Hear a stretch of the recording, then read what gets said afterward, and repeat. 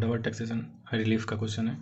इस क्वेश्चन को करने से पहले ना सबसे पहले एक रूल 115 है जो कि डिस्कस करना ज़रूरी है, क्योंकि वो क्वेश्चन जो है इसी पे बेस्ड है। तो देखते हैं रूल जो है 115 वो क्या कहता है। रूल 115 में क्या दिया हुआ है कि जब भी सपोज डेट अगर आपका इनकम दिया है डॉलर में, डॉलर 10,000 रुपये फॉरेन में इनकम हो रहा है आपका, तो आप इस इनकम को जो है इंडिया में टैक्स लगाने के लिए आप इसे रुपीज़ में कन्वर्ट करोगे ना, तो वो कौन से रेट से जो है आप कन्वर्ट करोगे। कोई भी तो रेट लोगे ना, जैसे 60 दिया हो या फिर मान लीजिए जो भी रेट दिया हो, ये किसी ना किसी डेट का रेट लोगे ना, स्पेसिफिक डेट का एक रेट लोगे, तो कौन सा रेट लोगे, किस डेट का रेट लोगे, ताकि हम उस $10,000 को जो है पहले कन्वर्ट करें, फिर जो है उस पर टैक्स लगाएं इंडिया में। ठीक है, तो उसके बारे में जो है 115 बताता है। रूल 115 क्या बताता है, देखिए रूल 115 में सबसे पहले हम देखते हैं, अगर कोई भी इनकम है अलग अलग रेट का इनकम फ्रॉम अगर हाउस प्रॉपर्टी है, तो उस पर क्या करेंगे, इधर के जितने भी मैं इनकम बताऊंगा उस पर last day of previous year का जो है वो रेट लगता है। Last day of previous year मतलब क्या, जैसे मान लीजिए हमारा जो है 22-23 जो है वो प्रीवियस ईयर है, असेसमेंट ईयर 23-24 है। ठीक, तो प्रीवियस ईयर 22-23 यानी 1 अप्रैल 2022 से 31 मार्च 2023। ठीक, तो last day of previous year, हम ना कि असेसमेंट ईयर की बात नहीं कर रहे हैं। असेसमेंट ईयर में हमारा इनकम जो है वो कैलकुलेट होगा फॉर टैक्स पर्पज़ के लिए, लेकिन प्रीवियस ईयर यानी 22-23 के इनकम पे जो टैक्स लग रहा है, तो उस का जो है 31 मार्च 2023 जो हमारा हो जाएगा last day of previous year. ठीक, मतलब प्रीवियस ईयर जो भी रिलेवेंट प्रीवियस ईयर है उसका लास्ट डेट जो है वो रेट हम कंसीडर करेंगे किन किन केसेस में। इस साइड जो भी हम केसेस लिखेंगे जैसे इनकम फ्रॉम हाउस प्रॉपर्टी, तो इस पर भी जो है वो last day of previous month लगेगा। पहला इनकम हो गया। दूसरा जो है वो पीजीबीपी, पीजीबीपी में जो भी इनकम होगा उस पर last day of previous month लगेगा। इसका सिर्फ एक एक्सेप्शन है, इसमें एक्सेप्शन में है, जैसे कि मान लीजिए कोई भी शिपिंग बिजनेस में है, अब वो बंदा जो है वो नॉन रेसिडेंट है, मतलब कोई शिपिंग बिजनेस में है प्लस नॉन रेसिडेंट है, तो वो एक्सेप्शन है, मतलब नॉन रेसिडेंट और शिपिंग बिजनेस में हो तो उस पर जो है last day of previous year नहीं लगाएंगे। तो last day of previous year नहीं लगाएंगे तो कौन सा रेट लगाएंगे, तो ये एक्सेप्शन जो है इधर आ जाएगा। इधर हम अभी बात करेंगे कि इस केस में जो कौन से डेट का हम रेट लेंगे। तीसरा हो गया इधर जो है income from other sources, income from other sources पे भी, यानी इनकम फ्रॉम हाउस प्रॉपर्टी हो, पीजीबीपी हो, अदर सोर्सेज हो, इन तीनों पे जो है वो last day of previous month लगाएंगे। अब जैसे एक्सेप्शन पीजीबीपी में था non resident of shipping business, दो एक्सेप्शन अदर सोर्सेज वाले हेड में भी हैं। वो कौन कौन से हैं, जैसे कि हमारा डिविडेंड इनकम, कोई भी जो है वो डिविडेंड इनकम हो रहा है तो उस पर भी हम last day of previous year नहीं लगाएंगे। और जो है इंटरेस्ट हो, अगर हमारा इंटरेस्ट ऑन सिक्योरिटी हो रहा है फॉरेन से, तो उस पर भी हम last day of previous month नहीं लगाएंगे। यानी ये और ये एक्सेप्शन है, तो ये भी एक्सेप्शन वाला केस इस साइड आ जाएगा। अब बचा क्या, हाउस प्रॉपर्टी हो गया, पीजीबीपी हो गया, इनकम फ्रॉम अदर सोर्सेज हो गया, यानी हमारे पास जो है वो कैपिटल गेन हेड बचा तो वो इधर आ जाएगा। फिर जो हमारा सैलरी बचा उसको भी हम ले लेंगे इस साइड। फिर हमारा जो एक्सेप्शन जो यहाँ पे रेट नहीं बताता उस चीज़ों को एक्सेप्शन में हम इस साइड लाए थे, यानी ये दोनों हो गए और ये भी कंसिडर हो जाएगा, और dividend income, interest on security भी इस साइड आ जाएगा। अब इस साइड आने का मतलब क्या है, इस साइड के जितने भी हैं उन पे जो है हम last day of previous month लेंगे।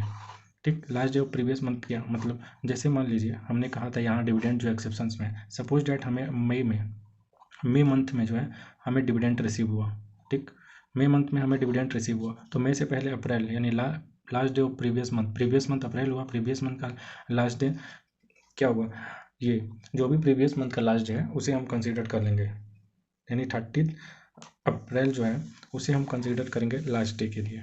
और यहाँ का जो रेट होगा उसी रेट से जो है हम फॉरेन इनकम को जो है कन्वर्ट करेंगे और उसे जो है इंडिया में टैक्स लगाने के लिए कंसीडर करेंगे। कैपिटल गेन हो गया, सैलरी हो गया, एक और नॉन रेसिडेंट शिपिंग बिजनेस में है, और डिविडेंड इनकम और इंटरेस्ट ऑन सिक्योरिटी पे हम प्रीवियस मंथ का लास्ट डे लगाएंगे, और इन सारे इनकम के लिए जो है वो last day of previous year लगाएंगे, रिलेवेंट प्रीवियस ईयर जो भी है। तो इससे हमें रेट पता, अब रेट कौन सा लेंगे, जो भी TTBR है, जैसे मान लीजिए इस दिन पे एक्सचेंज रेट जो भी TTBR है वो जो है हम रेट ले लेंगे कन्वर्जन के लिए। ठीक है,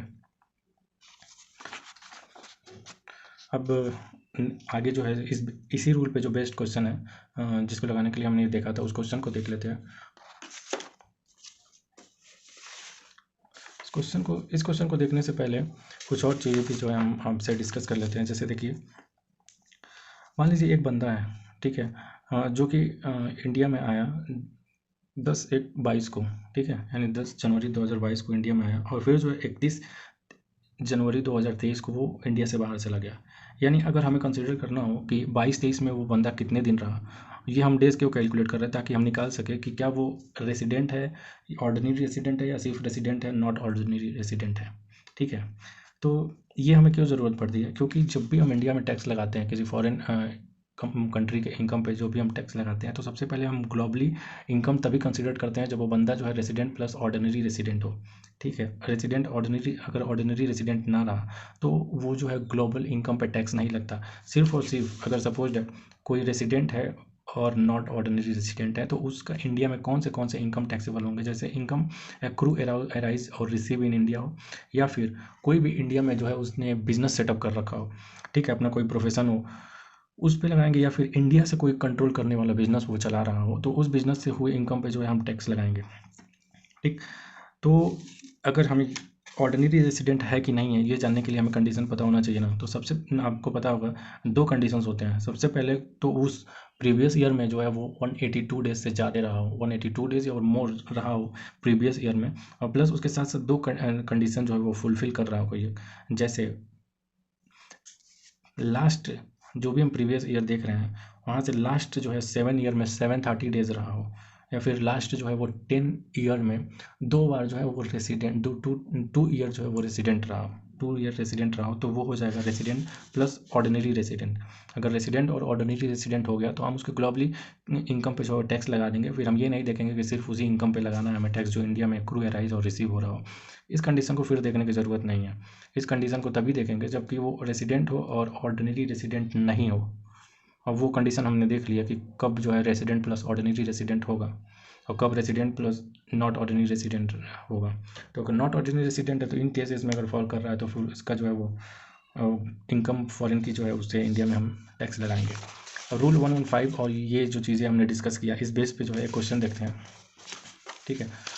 जो कि क्वेश्चन है ये देखिए, एक असेसमेंट ईयर 23-24 मतलब प्रीवियस ईयर 22-23 के लिए जो है हम इस क्वेश्चन को सॉल्व कर रहे हैं।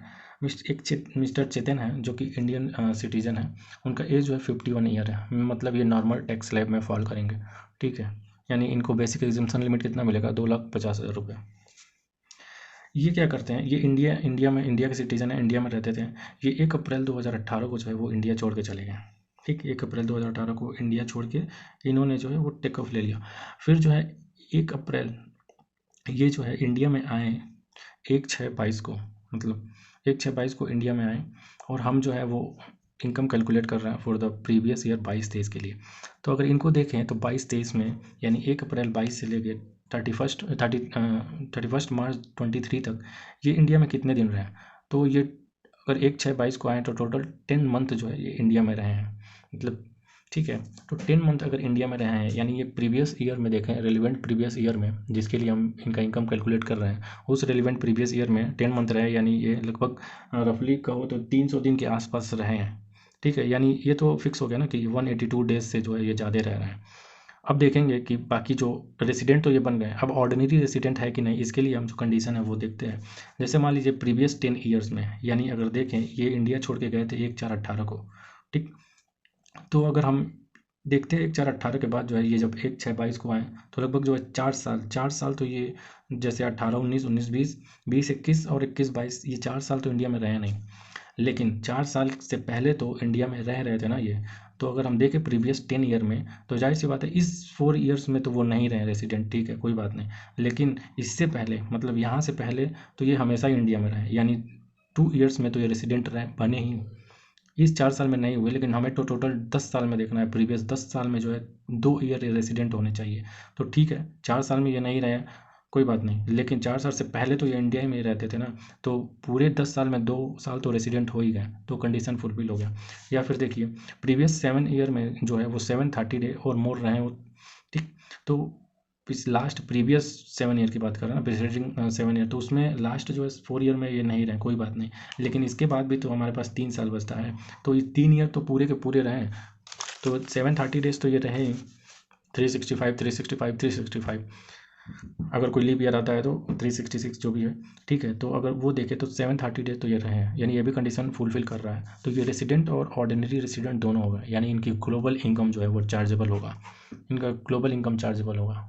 जैसे हमने पहले देखा था ना कि अगर मान लो ऑर्डिनरी रेसिडेंट नहीं बनते हैं तो सिर्फ जो है ये इनकम चार्जेबल होता है, लेकिन यहाँ तो ये रेसिडेंट प्लस ऑर्डिनरी रेसिडेंट हो गए तो ग्लोबल इनकम जो है इनका चार्ज होगा। ओके, अब देखते हैं आगे क्वेश्चन में क्या बोल रहा है। जैसे उनको जो है कंट्री है वाई, जहाँ से उनको हाउस प्रॉपर्टी की इनकम हो रही है $25,000, यानी डॉलर में दिया हुआ है 25,000 रुपये। यानी इस डॉलर को इंडिया में टैक्सेबल करने के लिए सबसे पहले जो है हमें क्या कन्वर्ट करना पड़ेगा। अब कन्वर्ट करने के लिए हमें अभी रूल 115 देखा था कि कन्वर्ट कैसे होगा, तो हमने अभी आपको बताया था जैसे कि हाउस प्रॉपर्टी इनकम हो तो हमें last day of previous month का जो रेट होता है उससे जो है हम इसे कन्वर्ट करेंगे, ठीक है। तो हम 25,000 को उस रेट से कन्वर्ट कर लेंगे। अब बता रहा है कि जो है कंट्री वाई में इनको बेसिक एग्जाम्पशन लिमिट मिलता है 8,000 रुपये, यानी इन्होंने अगर फॉरेन में 25,000 रुपये कमाया है तो 8,000 रुपये तक पे कोई टैक्स नहीं लगेगा। जैसे हम इंडियन टैक्स लॉ की बात करें तो हम जानते हैं कि अगर नॉर्मल कोई पर्सन नॉर्मल एसएससी है तो उसे 2.5 लाख तक का जो है वो बेसिक एग्जाम्पशन लिमिट मिलता है। तो ऐसे ही जो है फॉरेन कंपनी में $8,000 पे जो है उनको बेसिक एग्जाम्पशन लिमिट मिल रहा है, यानी 8,000 तक कोई टैक्स नहीं लगेगा। 25,000 के ऊपर जितने भी मतलब 25,000 माइनस 8,000 यानी 17,000 पे जो है वो टैक्स देने के लिए लाइबल है, और वहाँ पे जो है इनकम टैक्स रेट जो है 20% है, ठीक है। ये बात हम समझ गए।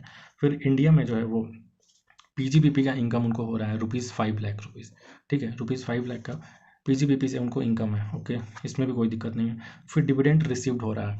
अब जैसे हमने प्रीवियस जितने भी वीडियो हमने अपलोड किया है उस क्वेश्चन को करने के बाद जो है ये इस पर कोई भी डाउट नहीं रह जाएगा, क्योंकि ये हमने डिविडेंड रिसीव्ड, डिविडेंड इनकम, इससे रिलेटेड जितने भी ग्रोसअप के कॉन्सेप्ट थे हमने क्वेश्चन नंबर पार्ट 1 में जो सबसे पहला वीडियो है डबल टैक्सेशन रिलीफ का, उसमें हमने बहुत डिटेल में लगभग वो वीडियो 48 मिनट के आसपास है, उसमें पूरा हमने इसके बारे में डिटेल देखा था कि कब हम ग्रोसअप करेंगे कब नहीं करेंगे। तो यहाँ पे रिसीव्ड वर्ड है, इनकम वर्ड नहीं है, तो डिविडेंड रिसीव्ड है, यानी इस पे 194 का जो है वो टीडीएस कटा होगा 10% के रेट से, यानी ये जो 1,25,000 रुपये दिया ये 90% के बराबर है, तो इसको हमको ग्रॉसअप करना होगा, यानी 1,25,000 डिवाइडेड बाई अगर हम 90% कर देंगे तो हमें वैल्यू मिल जाएगी कि कितना हमें जो है वो देना चाहिए था, ठीक है। यानी 138,889 इतना जो है हमारा इनकम का पार्ट बनेगा, ओके। अब देखिए ये 3 चीज़ें हो गई। नेक्स्ट क्या है, interest on saving account. Interest on saving account उनको उनको इंटरेस्ट मिल रहा है सेविंग अकाउंट पे 11,500 रुपये, ठीक है। तो ये भी इनकम का पार्ट बनेगा। अब क्योंकि ये जो है वो नॉर्मल एसएससी है, इनका एज जो है बिलो 60 है, तो इनको जो है 80 टीटीए में 10,000 तक का एग्जाम्पशन मिल जाएगा, ठीक है। अंडर सेक्शन 80 टीटीए 10,000 तक का जो है इनको एग्जाम्पशन मिल जाएगा, ओके। ये भी क्लियर हो गया। अब हम क्वेश्चन सॉल्व करना चाहें तो आसानी से सॉल्व कर सकते हैं। अब हमें रेट दे रखा है 31 मार्च 2023 और फाइनेंशियल ईयर हम प्रीवियस ईयर 22-23 के लिए निकाल रहे हैं, तो हमने पहले ही डिस्कस कर रखा है कि इनकम फ्रॉम हाउस प्रॉपर्टी हो तो हम last day of previous year का रेट लेते हैं, रिलेवेंट प्रीवियस ईयर, और दे रखा है last day of previous year यानी 22-23 का हम इनकम निकाल रहे हैं, तो लास्ट डे 31 मार्च 23 यानी 75 रुपीज़ के रेट से जो है हम कन्वर्ट कर देंगे इस 25,000 रुपये को, ठीक है। क्वेश्चन लगाते हैं, और भी जितने रेलिवेंट कॉन्सेप्ट होंगे तो क्वेश्चन लगाने के साथ ही जो है हम डिस्कस कर लेंगे, ठीक। तो क्वेश्चन लगाना स्टार्ट करते हैं, ओके। देखिए सबसे पहले तो इनको इनकम हो रहा है हाउस प्रॉपर्टी का, ठीक है। तो हम लिख लेंगे इनकम फ्रॉम हाउस प्रॉपर्टी। देखिए कितना हो रहा है $25,000 का, जो कि हमने बताया था कन्वर्ट किस रेट से करेंगे 75, यानी अगर हम देखें तो 25,000 इंटू 75, ठीक है, कितना होगा ये 18,75,000, ठीक। इनको जो है ये हमारा रेंटल इनकम हो रहा है, ठीक है। इसमें से हम फॉरेन लॉ क्या कहता है हमने प्रीवियस वीडियो में भी कंसिडर किया था। फॉरेन लॉ 30% की जो हमें इंडियन टैक्स लॉ के हिसाब से डिडक्शन मिलता है वो देता है नहीं देता उससे हमें मतलब नहीं है। हमें तो इस बात से मतलब है कि फॉरेन इंडिया में जो है स्टैंडर्ड इंडिया में 30% डिडक्शन देते हैं अंडर सेक्शन 24A में, तो यहाँ पे हम देंगे तो 30% अंडर सेक्शन 24A में जो डिडक्शन देते हैं 30% ऑफ 18,75,000 अगर हम देखेंगे तो ये आ जाएगा आपका 562,500 इतना डिडक्ट हो जाएगा। हमें income under the head house property कितना बनेगा 18,75,000, ये बना आपका 131,2500।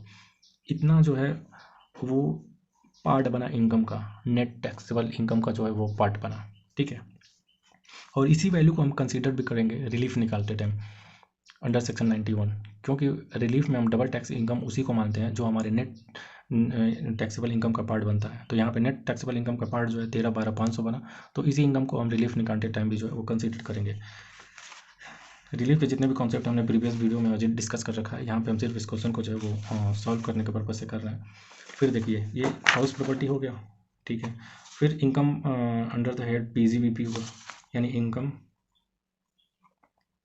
फ्रॉम PGBP, ठीक है। इसमें कितना हो रहा है, 5 लाख रुपए का जो है इनको इनकम हो रहा है, जो कि इंडिया से हो रहा है, ठीक है, 5 लाख रुपए। फिर जो है डिविडेंड रिसीव हो रहा है 1,50,000, यानी income from other sources, income from other sources देखिए, तो इनको इंडिया से जो है वो डिविडेंड रिसीव्ड हो रहा है, जिस पे TDS कटा होगा, तो इनको 1,25,000 रुपये का डिविडेंड रिसीव्ड हो रहा है, जो कि 90% के बराबर है। तो 100% कितना होगा, 138889, ओके। फिर हमारा अदर सोर्सेज में एक इनकम है इंटरेस्ट, ये रहा इंटरेस्ट ऑन सेविंग अकाउंट पे 11,500 का जो है हमें इनकम हुआ था, तो हम उसे भी कर लेंगे। इंटरेस्ट इनकम कितने का था, 11,500। हम टोटल इनकम जो है वो निकाल लेंगे, कितना आ रहा है, यानी 13,12,500 प्लस 5 लैक्स प्लस 138,889 प्लस 11,500, ठीक। यानी ये इनकम आया 1962,889। ये हमारा ग्रॉस टोटल इनकम हो गया, ठीक। इसमें से हम लेस कर देंगे डिडक्शन चैप्टर 6A का, जो कि एक ही डिडक्शन है। हमें जो इंटरेस्ट इनकम मिला था 11,500, तो वो 80 TTA में हमें अप टू 10,000 रुपये का डिडक्शन मिल जाता है, क्योंकि ये जो नॉर्मल SSC है, ना कि ये सीनियर सिटीजन नहीं है। तो 10,000 का इसमें जो है वो डिडक्शन मिल जाएगा, तो ये इनकम आपका आ जाएगा 1,95,2,889 रुपीज़, ठीक है। अब ये हो गया आपका टोटल इनकम। इस पे हम निकाल लेंगे टैक्स निकाल लेते हैं इस पर।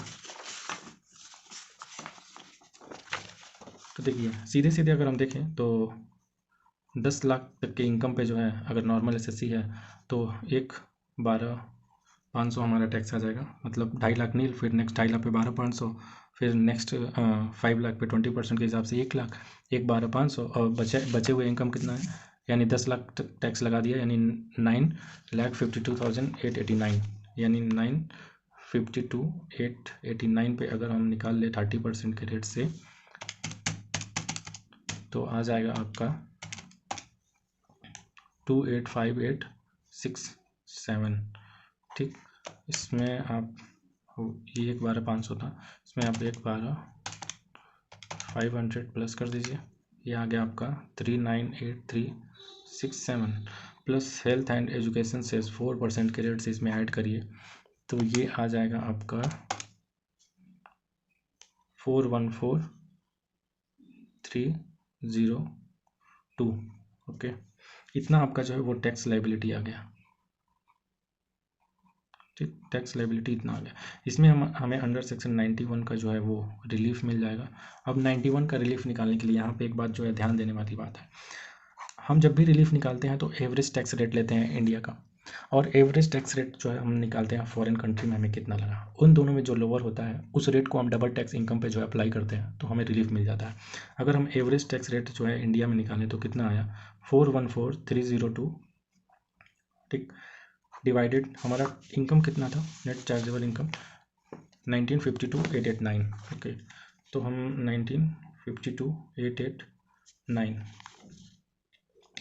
इस पे हम निकालें तो हमारा आएगा 21.21%, ओके। इतना हमारा रेट आ जाएगा। अगर हम एवरेज टैक्स रेट निकालें, average tax rate in country Y, जो कि फॉरेन कंट्री की बात कर रहा है, तो आप देखिए यहाँ पे दिया था क्वेश्चन में कि $25,000, उस पर बेसिक एक्सेम्पशन लिमिट था हमारा $8,000 का, और फिर टैक्स रेट था 20%। यानी अगर हम देखें तो फॉरेन में कितना टैक्स लगा, तो फॉरेन में हमारी इनकम थी $25,000, ठीक है, जिसमें से 8,000 बेसिक एक्सेम्पशन लिमिट था, यानी हमारा income net chargeable to tax बना, यानी जो ये तो हमारा ग्रॉस टोटल इनकम था फॉरेन में, ठीक है। उसमें से हमें बेसिक एग्जाम्पशन लिमिट मिला। ये हमारा टोटल टैक्सेबल इनकम मान लीजिए इसे। टोटल इनकम था 25, इसमें से बेसिक एग्जाम्पशन लिमिट 8,000, 17,000 जो है वो डॉलर पे हमें टैक्स लगाना है। इस पर जो है हम 20% कर देंगे तो ये आएगा 3,400। ठीक है, 3,400 का जो है हमें टैक्स आया, $3,400। अब हम एवरेज टैक्स निकालने के लिए यहाँ इसलिए मैंने कराया, यहाँ पे एक बात समझने वाली देखिए। अब हमें एवरेज जब टैक्स रेट निकालना है ना, तो हम क्या करते हैं, अगर आप फार्मूले की बात करेंगे तो अगर हमें average tax rate in foreign निकालना हो तो हम क्या करते हैं, जितने भी टैक्स हमने पेड किया है, मतलब जो भी टैक्स पेड किया है फॉरेन में, divided by income chargeable to tax in foreign, वो हम लेते हैं income chargeable to tax in foreign. ठीक है, फॉरेन में कितना टैक्स पे किया हम उसको डिवाइड करते हैं income chargeable to tax in foreign, तो हमें मिल जाता है कि कितना जो है हमें रेट लिया। अब इस पर हम थोड़ा सा डिस्कशन करना चाहते हैं, इनकम चार्जेबल टू टैक्स हम कितना लेंगे। यहाँ पे कई लोगों का कन्फ्यूज़न होगा कि हम जो है यहाँ पे 17,000 लेना चाहिए। ठीक है, लेकिन यहाँ पे आएगा $25,000। $25,000 क्यों आएगा ये मैं बता रहा हूँ आपको। देखिए, जैसे मान लीजिए इंडिया में अगर हम 10 लाख का इनकम कमा रहे हैं तो बेसिक एग्जाम्पशन लिमिट 10 लाख का इनकम कमा रहे हैं, तो क्या हमारा टैक्स जो है वो 7,50,000 रुपये लग रहा है क्या? 2,50,000 जो हमें बेसिक एग्जाम्पशन लिमिट हुआ, ठीक, उसके बाद हम टैक्स कैलकुलेट करते हैं तो जो भी टैक्स आता है वो हमारी लाइबिलिटी बनती है। लेकिन हमारा इनकम कितना बना चार्जेबल टू टैक्स, क्या income chargeable to tax 7,50,000 consider करेंगे क्या? नहीं। जैसे यहाँ पे देखिए, यहाँ पे जो इनकम 1952,889 आया है, इसमें से अगर हम 2,50,000 का बेसिक एग्जाम्पशन लिमिट दे दें तो क्या वो लेस होने के बाद जो इनकम आएगा उसे हम इनकम चार्जेबल टू टैक्स कहेंगे क्या? नहीं। अगर ऐसा होता तो फिर यहीं पे 2,50,000 का जो है हम डिडक्शन देते, उसके बाद जो इनकम आता उस पर हम स्लैब रेट अप्लाई करते। लेकिन total income chargeable to tax यहाँ पे 1952,889 है, ना कि 1952,889 माइनस 2,50,000। तो ऐसे ही जो है वो फॉरेन में भी हम 17,000 कैसे ले लें? 17,000 हमें बेसिक एग्जाम्पशन लिमिट दिया हुआ है, तो बेसिक एग्जाम्पशन लिमिट को हम कंसीडर नहीं करेंगे इनकम चार्जेबल टू टैक्स निकालते टाइम, क्योंकि इनकम चार्जेबल टू टैक्स तो वही होता है ना जो हमारा बेसिक एग्जाम्पशन लिमिट देने से पहले जो इनकम आया। तो वैसे ही यहाँ पे 25,000 से हम निकालेंगे तो यहाँ पे जो हमें रेट मिल जाएगा फॉरेन में रेट कितना हुआ, यानी 3400 डिवाइडेड बाई 25,000 इंटू 100, यानी ये रेट आया आपका 13.6%। और मैंने बोला था कि अंडर सेक्शन 91 रिलीफ लेने के लिए इंडिया का जो एवरेज टैक्स रेट है और फॉरेन का जो एवरेज टैक्स रेट है, इन दोनों में जो भी लोअर होगा, इसमें और इसमें जो भी लोअर होगा, जैसे कि लोअर है 13.6%, ये लोअर है तो इसको कंसीडर करेंगे। अब 91 का रिलीफ निकालने के लिए इसी रेट को जो है हम डबल टैक्स इनकम पे अप्लाई कर देंगे, हमें 91 का रिलीफ मिल जाएगा। जैसे देखिए 91 के रिलीफ का अगर हम बात करें तो अब डबल टैक्स इनकम कौन सा है? एक ही इनकम तो हमें हो रहा है फॉरेन से हाउस प्रॉपर्टी पे, तो हमें कुछ नहीं करना होता है। जहाँ भी हमने इनकम कैलकुलेट किया ना, वहाँ देख लीजिए कि वो इनकम जो है नेट टैक्सेबल इनकम का पार्ट कितना बना है, जो फॉरेन इनकम है उसी को हम डायरेक्ट ले लेते हैं डबल टैक्स इनकम में। जैसे देखिए हाउस प्रॉपर्टी एक ही इनकम था फॉरेन से, तो हमने डिडक्शन दिया जो भी देना था, उसके बाद 13,12,500 जो है हमारे नेट टैक्सेबल इनकम में इंक्लूड हुआ, तो यही बनेगा जो है डबल टैक्स इनकम। यानी इस इनकम पे जो है हमने फॉरेन में टैक्स दे रखा है, जिस तरीके से दिया उससे मतलब नहीं है कि क्या एग्जाम्पशन लिमिट थी वहाँ पे क्या बेसिक, उससे कोई मतलब नहीं है। हमें जो नेट टैक्सेबल इनकम का पार्ट बनाना, इस इनकम पे हमने फॉरेन में टैक्स दिया है और इसी इनकम को कंसीडर कर रहे हैं इंडिया में टैक्स देने के लिए। और इंडिया में देखिए टैक्स लायबिलिटी जब हमने निकाला है तो उस इनकम को कंसीडर किया है, तो यही हमारा डबल टैक्स इनकम बन जाएगा। और इसी डबल टैक्स इनकम पे जो है हम 13.6% लगाएंगे। यानी अगर हम देखें रिलीफ निकालने के लिए 13,12,500 पे हम 13.6% जो है वो निकालेंगे तो हमारा कितना आ जाएगा, ये आ जाएगा 178,500 रुपीज़। तो इतने का जो है हमें वो मिल जाएगा रिलीफ, किसमें से? हमारे टोटल टैक्स लायबिलिटी, हमारा टोटल टैक्स लायबिलिटी इतना था तो 178,500 यहाँ से लेस कर देंगे, जो भी रिलीफ आएगा वो नेट टैक्स हमारा पेबल बच जाएगा, यानी 414,302। ठीक है, यानी 235,802, इसको राउंड अप भी कर सकते हैं 235,800 रुपीज़ जो हमारा नेट टैक्स लायबिलिटी बना। ठीक है, तो ये था क्वेश्चन रूल 115। और कन्वर्जन रेट कौन सा यूज़ करेंगे, ये तीनों चीज़ें जो है हमने इस क्वेश्चन में जो है और बाकी रेलिवेंट कॉन्सेप्ट तो डिस्कस कर लिया। Thank you. इस क्वेश्चन के करने से पहले ना जितने पार्ट पढ़े हैं पहले उसको करिएगा, तभी ये क्वेश्चन जो है समझ में आएगा। थोड़ा सा ये लंबा बन गया वीडियो, कोई बात नहीं।